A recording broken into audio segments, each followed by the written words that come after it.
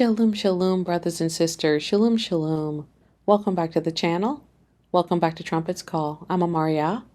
I pray that you are holding on to faith, amunah, and holding on to hope, Yahuah, during these times. Thank you for joining me once again on the channel and for another video. Today's video is a dream that was given to a dear sister, and she was led to share the dream with me. Abba granted me the interpretation and has instructed me to share it with you. And with a dream comes a warning. So for those of you who are listening, I pray that you will take heed and share it, because this affects us all as a nation. Hallelujah. I will play the dream from our sister, and then I will share the interpretation that the Most High Yahuah granted to me. And here is the dream. A brief dream given on November 23rd, 2025 at around 5 p.m. Eastern Time. I was walking with what seemed to be a couple of other people. I don't know who they are, but in a sense they were familiar to me. And we were walking into what felt like an office building, both open concept but also closed off in a way that there were rooms, but somehow I was able to see over the top into the rooms as I walked into this space. So it felt like the path that I was on was slightly elevated so I could see over the top of these rooms and see into them. And in one of the rooms was a large, muscular, strong black man in a green t-shirt who was defiling a black woman, Hebrew woman, who seemed to be disabled and weak and unable to defend herself. The woman was wearing a purple dress or top. She was dressed in purple, but she wasn't in distress per se. She was just unable to defend herself. It seemed that she was disabled and weak. And so allowing it to happen, almost emotionless. I saw what was happening and I screamed, "Stop, no. Call 911, 911. And then I found myself in the space, in that room per se, with the woman, and the man was trying to escape. I was trying to call 911 on my phone, and I could see 911 on my phone in big numbers, 911, 911. And so I'm trying to reach 911, and I look to my left, and I see the woman pulling money out of my purse and trying to give it to the man. A large amount of money, actually. And they looked like they were all $20 $20 bills. And she was about to hand it to him. And I snatched the money from her hand and I said, "No, don't do that. What are you doing?" And she, with a sort of coy temperament and with some sense of gullibility, just said, "Oh, I didn't know. I didn't know. I don't know. I didn't know." And wasn't apologetic, but just said she didn't know, and just kind of was, basically almost looked at me as though, "Well, what's wrong?" And so the man then continued to try to escape. I followed after him, and he was darting in between people and columns, and now it felt like we were in more of a mall type of area where I was trying to stop him, and I kept saying, "Hey, stop that guy in the green shirt." And he continued to navigate and dart in between doors and hallways, and then I woke up. After our sister shared the dream with me, I spent several hours with the Most High, seeking His face and asking Him what this dream meant. I spent several hours in His presence as He downloaded and explained to me what the dream meant, and I will share with you now what He granted to me. So we'll start with pieces of the dream, with the man. The man, he was strong, he was buff, he had all of his needs met, and he was wearing a green t-shirt or a green shirt. And then we have the woman. She is disabled, she is weak, she is needy, and she has been violated. She has been defiled. She has been violated. And she doesn't seem to know how to get away from the situation she's in. And then our sister arrives on the scene. She's been given the view to be able to see over the desks, as it seems as if they're in an office area. And she's able to see into the dream. And when she sees the woman being violated, she says, "Stop." Okay? So she's seeing something and she's saying something. Okay? You could see this as a prayer. You could see this as our sister seeing something that displeases her, seeing something that is wrong, and crying out to Abba and saying, "Abba, please, you stop this thing from happening." Okay? So think of her stop as a prayer. The man. The man represents Yaakov, Jacob, Yasharal. But not just all in Yasharal, the leaders, the leadership of Yasharal. He's standing strong, he's standing tall. His responsibility is to care for the woman. The woman represents the flock of Yahuah, the sheep, those whom the Most High has granted overseers and shepherds to watch out for the souls of those who are inheriting salvation and to help them to grow, to nurture them, and to take care of them. The woman, Yasharal, or the nation of Yasharal, is bruised and battered and wounded and disabled. The man is strong and buff in a green t-shirt. The woman is wearing purple. Purple represents royalty. This is the royal house of Yasharal, but she's not looking like royalty because she's been used and abused, and she's caught in a cycle of being used and abused and doesn't quite know how to get out of it. And then someone arrives on the scene and says, "Stop." And as I said before, the stop represents a prayer. Where are they? They're in an office building. Our sister said that it seems as if they were in an office building. Offices are where work takes place. People work in offices. And so you can see the work environment as the equivalent of Yahuwah's vineyard. Okay? It's where work happens. It's represented by the fivefold ministry, where people who are called to minister to the Most High's people are to arrive on the scene ready to work, ready to serve, ready to give, ready to sacrifice, ready to be used for the Most High Yahuah to help grow his wheat, grow his barley, and grant him a harvest. Okay, so they were in a work environment. But what was happening in the work environment? Defilement. The woman was being defiled. She was being stripped of something that was valuable, her chastity. She was being stripped of that by the leader, the shepherd. So we've talked about the woman in her purple dress or her purple top, and it represents royalty. What does the green shirt represent? On the leader, on the man, on the leaders of Yasharal. It represents money, greenbacks, filthy lucre. This is an example in this dream. We're seeing that Abba is showing the fleecing of the sheep. The nation of Yasharal, his people, his woman, the nation, is being fleeced by the leaders. He, the leader, is strong and buff in his green shirt, but the woman is weak and disabled and has very little to give. But still, what she has, she gives because she wants to make sure that the leader is pleased. She may have multiple motives for giving into the bosom of the leader, but whatever it is, she's feeling compelled to do so because what's being given in the dream is that it's being taken from her. She's being violated. So it's not as if she's giving it willingly because Yahuwah loves a cheerful giver. This is a violation. There's nothing wrong with giving cheerfully, giving from joy, giving because the Most High moves your heart. There's nothing wrong with that. But giving from compulsion, feeling as if you have to do it, you have to partake in the way that you're being asked to partake, that's a violation. And that's a defilement. And that's what's happening in this dream.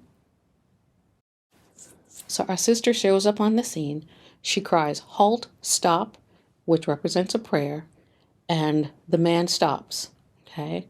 And the woman on the ground stunned, not knowing what's going on, moves into the corner, just moves away. As our sister is really getting into the face of the man saying, no, you stop that. That's wrong. Don't do that. Stop, stop. Okay. And while our sister is castigating the man, telling him that he shouldn't do this, the woman goes into the purse of our sister in the dream and takes several $20 bills out of her purse and gives it to the man. Now, the Most High allows this in the dream to solidify to us what this dream is about. It's about money. It's about greenbacks. It's about money. It's about filthy lucre. She took what she couldn't afford. She took from someone else to give to this man who had just violated her. And when our sister saw what was happening, she said, no, stop. Don't do that. Put that back. First of all, it doesn't belong to you. And why are you giving money to someone who's violating you? Why are you giving money to someone who has defiled you? Why are you giving what you can't afford? Why are you giving what doesn't belong to you? Stop that. Okay? And then the defiled woman in purple says, I didn't know. I didn't know. And perhaps she did, perhaps she didn't. But in the dream, we're being told she didn't know. And that there's this sense of, I'm giving because I don't know why I'm giving. I'm doing what I'm being told by the leaders. I don't know why I'm doing it, but I'm doing it. It has to do with money. And it has to do with the people of Yasharal not being given what it is Abba wants them to have. But instead, the leaders are fat and happy and strong. And they're thriving. And the people are not. And Abba is not pleased. He's not pleased. He's speaking. Continuing with the dream, our sister in the dream, she calls 911. And she pulls out her phone and calls 911 and says, 911, 911, 911. She's calling on heaven, calling on heaven. Abba, you see this. Do something about this. Do something about this. She calls 911 and then she goes after the guy, chasing him, chasing the leader, so to speak. And where did they end up? They were in an office area. And then eventually they end up in something she said looks like a mall or a shopping center. Another house of commerce. All throughout this dream, Abba is weaving in ideas and ideals that has to do with commerce, money, making bank, making money off of his people. And this is what he's saying in the dream. They're in a mall area and he's running and he's trying to get away. And then she wakes up. And so she reached out to me with this dream. And as I said, I took it to Abba and spent some time in his presence before he granted me this interpretation. And after he granted me the interpretation, I questioned him. I said, Abba, I said, Father, what does this mean? How is this happening today? Please give me examples. Help me to understand because I don't understand. And then he began to speak to me regarding those in ministry, those in leadership, in the awakening, selling their books, selling their knowledge, selling the Basora when it should be free. Freely you have received, freely you give. Those coming into the awakening, they have to pay for that knowledge when Abba granted it for free. He also explained to me that some are asking for large gifts, or when they come on to their platform, they lead with, please give, please give. And our people, many of us, we give because we feel as if we're supposed to, because that's what Christianity taught us, right? Got to give your tithes, got to give your offering. I'm going to say this again. There's nothing wrong with giving into the bosom of someone who's doing the work of Yahuah. Nothing. But it should not be from compulsion. And you should not be giving your bill money to other people. You should not be giving your rent money to other people. Not unless Abba tells you specifically and you know that he's telling you to do that. He also reminded me of those selling hats and shoes and merch. They're making merchandise off of his people. And they're selling people things so that they can represent, I'm a Hebrew. I'm a Hebrew. There's nothing wrong with establishing a business. That's good. It's good to establish a business. But make sure that the business you have established is not earning money off of the backs of our people. As you receive, give back. As you receive from our people, give back. Make it your practice to give away to those who can't afford. Give back. And then you keep your hands clean and you hold on to your integrity. So he's showing me these things and I'm saying, okay, Father, okay, I hear you. And then he dropped into my ruach the verses of scripture regarding the judgment of the shepherds. And so we're going to read that right now. Yakazakal, Ezekiel, chapter 34, verses 1 through 24. And we're reading in the Amplified Version. And it reads, "The word of Yahuah came to me saying, Son of man, prophesy against the shepherds of Yasharal. Prophesy and say to them, the spiritual shepherds, Thus saith Yahuah Elohim, Woe, judgment is coming to the spiritual shepherds of Yasharal who have been feeding themselves." We're going to pause here because I want to make sure that we understand who we're talking about here. So we're going to look at the Hebrew for the word shepherds. And that word, the verb form of that word is ra'ah. Ra'ah. And it means to shepherd, to tend, to pasture, to feed. Okay? And additionally, it is found in the King James Version, meaning to keep company, to entreat, to use as a friend. The word ra'ah also means to befriend. And if you think about someone tending to a sheep, you're acting very friendly toward that sheep. So the same way you take care of your sheep, you take care of someone in your life who you consider a friend. It means to shepherd, to house, to pasture. Okay? The idea behind it is to take care of. There are also ways in which this word is used to wander, to keep, to entreat, and to devour, to eat up. And this is not positive. This is how we don't want to befriend our friends or our sheep. In the Strong's Exhaustive Concordance, it says to break, to companion, to keep company with, to entreat, and also to tend to a flock, to pasture it. So it's to take your sheep out to pasture, to allow them to graze on the green grass, to bring them in, to protect them from the bears and the lions and the wolves, to protect and keep them, to shepherd them the way the Father shepherds us through Yahusha. So this is what we mean by the word shepherd, okay? It's a leader over the flock of the house of Yasharal, a leader. So let's continue.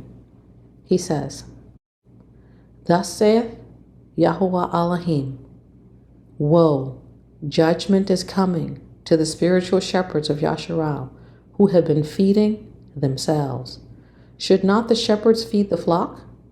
You eat the fat, the choicest of meat, and clothe yourselves with the wool. You slaughter the best of the livestock, but you do not feed the flock.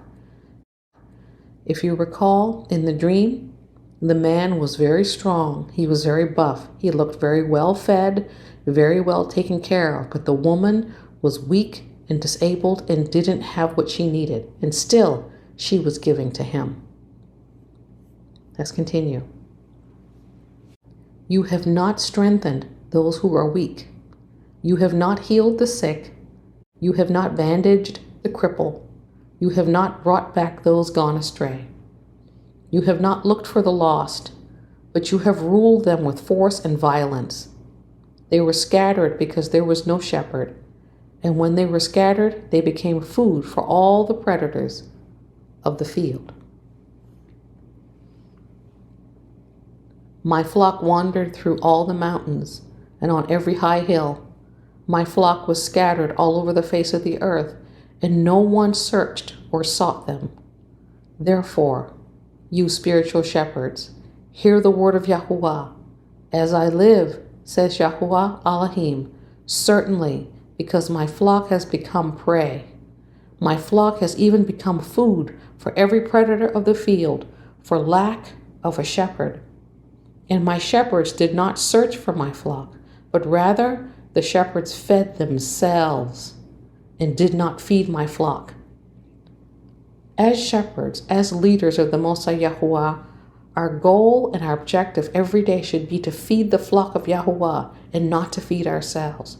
To tend to the flock of Yahuah and to not make sure that we have what we need, but they don't have what they need. Abba is watching. We're all going to have to give an account for our actions. We're all going to have to give an account regarding how fat we've become and how decimated the sheep are. We're going to have to give an account. And Abba wants us to know through this dream and through this video today that he's watching us. He's watching to see how we behave. He's watching to see how we treat his sheep. Continuing. Therefore, you spiritual shepherds, hear the word of Yahuah. Thus saith Yahuah Elohim, behold, I am against the shepherds, and I will demand my flock from them and make them stop tending the flock, so that the shepherds cannot feed themselves anymore. I will rescue my flock from their mouth, so that they will not be food for them. So we see the Most High saying here in this passage that he is against the shepherds. Against, meaning standing in opposition to. He stands in opposition to those who mistreat his people, be they Hebrew or Gentile. In addition to that, he will remove them from their posts. All those who have been called to leadership, who are practicing leadership here and now in the wilderness of the people, so that they might step into their leadership once we get home, he will remove those from their leadership positions if they aren't practicing proper leadership over the flock here and now. This is a warning. Not only will they be removed from their positions, but they will also fall under the Most High's judgment. Continuing.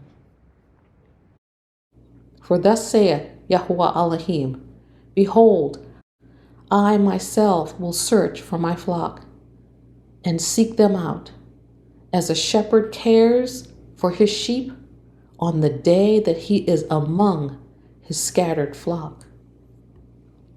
So I will care for my sheep, and I will rescue them from all the places to which they were scattered on a cloudy and gloomy day.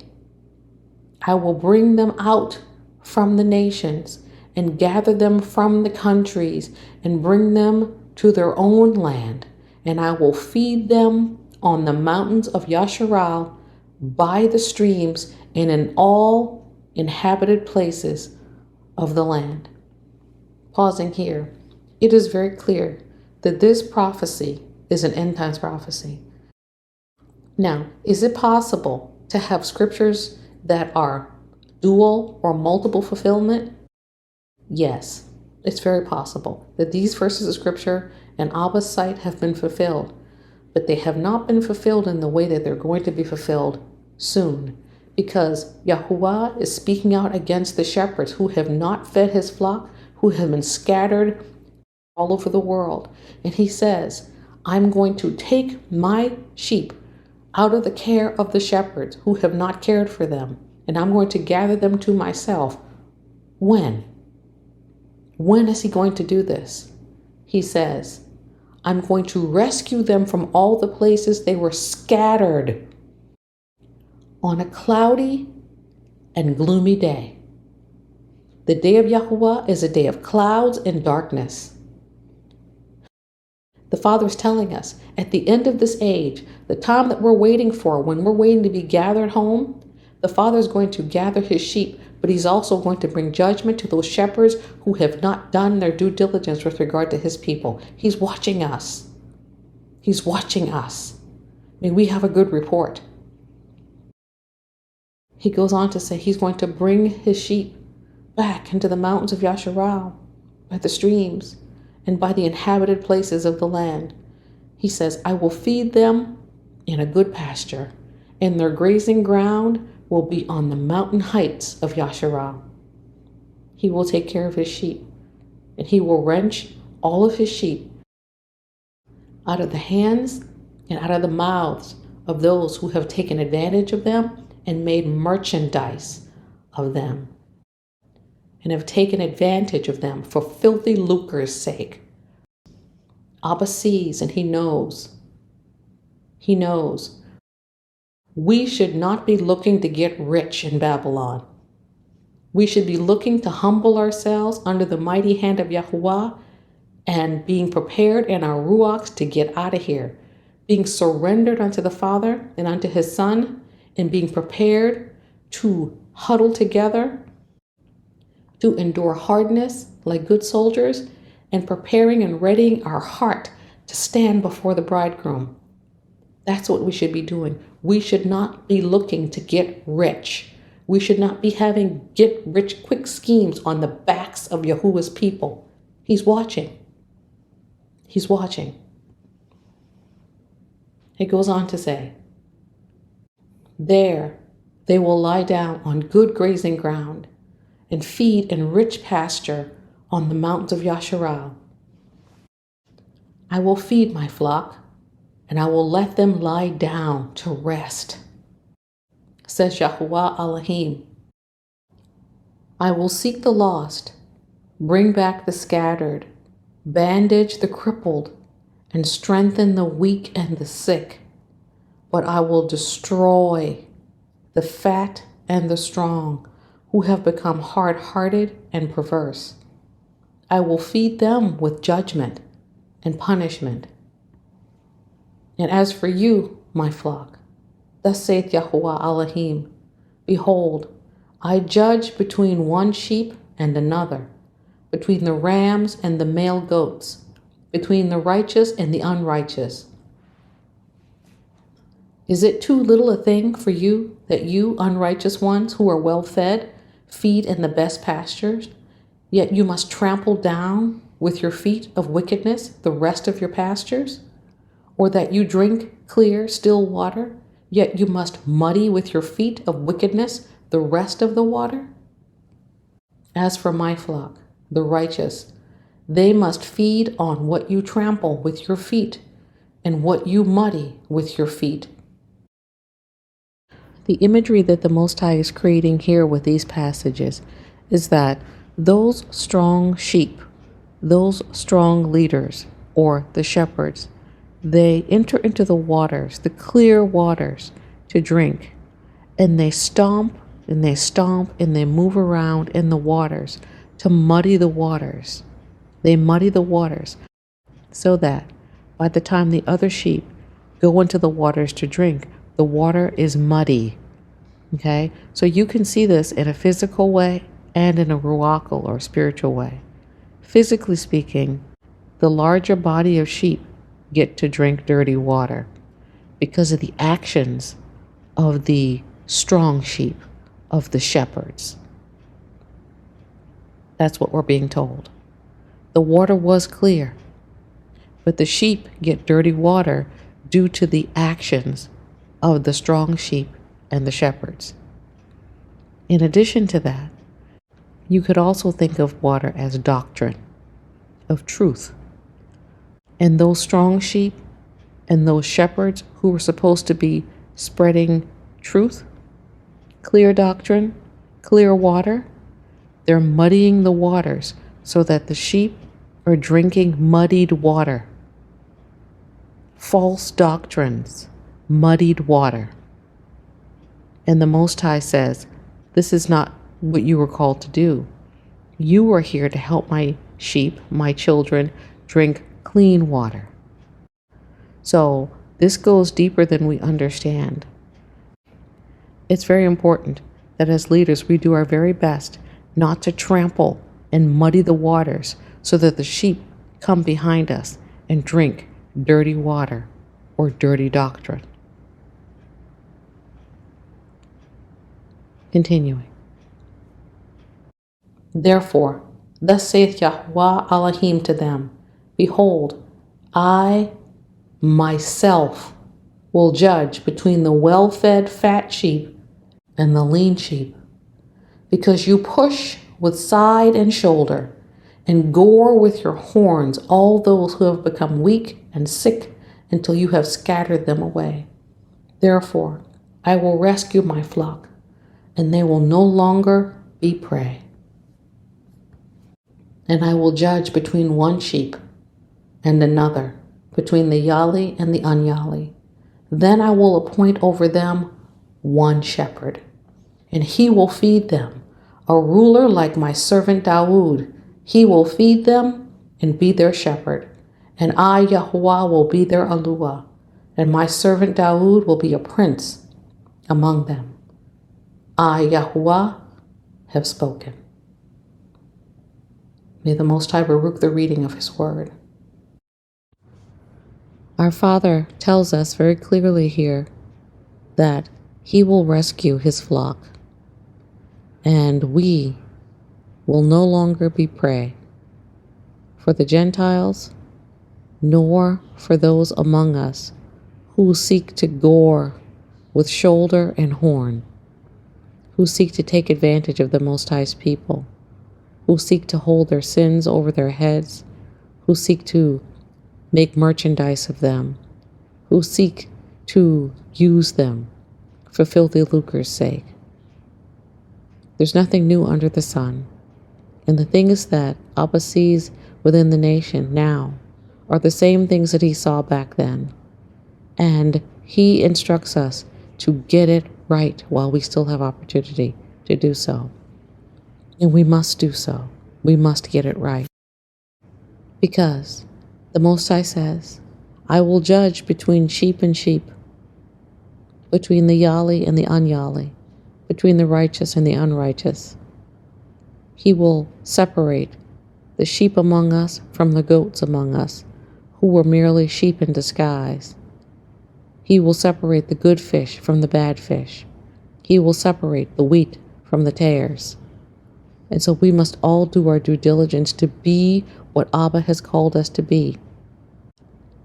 The command that he gave to Abraham still reverberates in time for us. Walk before me and be thou perfect. And when we seek to do Abba's will and Abba's way, by his Torah, by way of his Ruach that he has given to us through his Son, we are able to walk before him and be perfect. And then he will grant us a leader.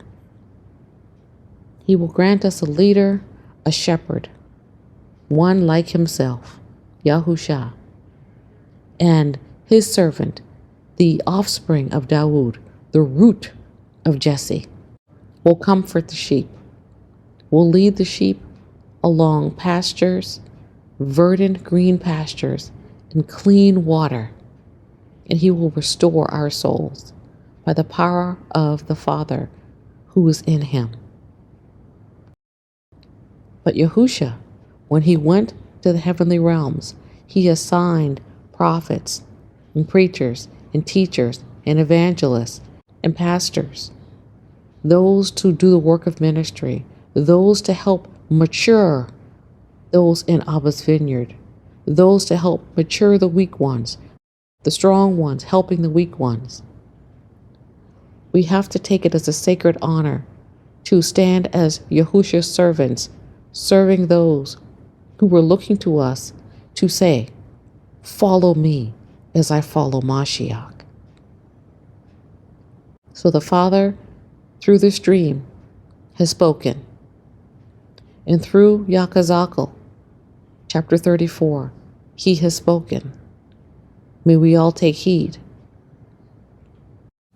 He sees us, he's watching us, and he wants to see how we handle the responsibilities that he has granted to us regarding his people. He loves his people, and he wants to make sure that those leaders who have been assigned the role of shepherd, or I should say under shepherd, or elder, or leader, or moray, or morah, that we are being responsible with regard to his people, and that we're not feeding ourselves and letting them starve. We have a responsibility to make sure that the word of Yahuah goes forth freely, unadulterated, and free of charge. Freely we have received, freely we give. We don't charge for the word. The sons, remember, are free. Remember the conversation between Peter, Kepha, and Yahushua. Yahushua said, the people who collect taxes, do they collect taxes of those who are native-born sons, or do they collect taxes of strangers? And Kepha said, the strangers. And then Yahushua said, so the sons are free. The sons don't have to pay taxes. Those who are native to the land don't have to pay. And neither should those who are native to this awakening. The information that we need should be for free. We shouldn't be charged for it. All praises to the Most High for the dream that He granted our sister, for the interpretation that He granted to me, for the book of Yahuah where He speaks to this matter, and for this warning for those who are leaders, those who are elders, those who are AmarYaH shepherds in this awakening. Abba is watching us. He's watching to see how we handle ourselves. We've been warned. If we are at all guilty, we need to repent before the Most High Yahuah and get it right before it's too late. We should all seek Abba, because the judgment is not just for the leaders. It's for the sheep too. The Most High says, I will judge between sheep and sheep. There are some sheep who are fat and others who are lean. So even among the sheep, there's some who are taking advantage of others. We all must judge ourselves now so that we don't fall under the Most High's judgment then. May the Most High have mercy upon His people. And may He have mercy upon the nation of Yasharal. Shalom, shalom.